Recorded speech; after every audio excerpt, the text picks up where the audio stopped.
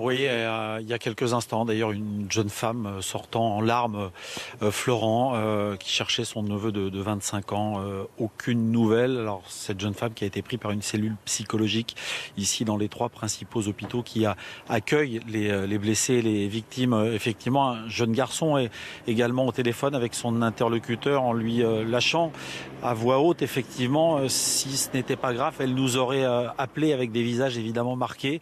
Et un jour qui va se lever, le jour qui va se lever dans une demi-heure, 3/4 d'heure ici devant l'hôpital Pasteur, ici au nord de Nice. Les adultes ont été accueillis ici, les adultes également à l'hôpital Larcher, tout près de l'aéroport Nice-Côte d'Azur. Et puis les enfants qui sont soignés, les jeunes victimes, tout près de la promenade des Anglais, à moins de 2 km des lieux du drame, à l'hôpital Lanval. Oui, la ministre des Affaires sociales et de la Santé est passée 30-40 minutes tout à l'heure ici avec les victimes. Elle s'est exprimée au micro d'ITélé, on va l'écouter. Et puis elle est revenue surtout sur les professionnels de santé, ceux qui n'étaient pas de service et qui sont revenus, même sur ces jeunes étudiants en médecine qui, à l'annonce du drame, se sont précipités ici pour prêter main forte à leurs aînés. Écoutez la ministre.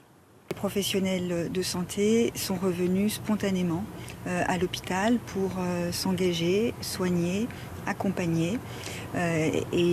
C'est tout à l'honneur du service public français.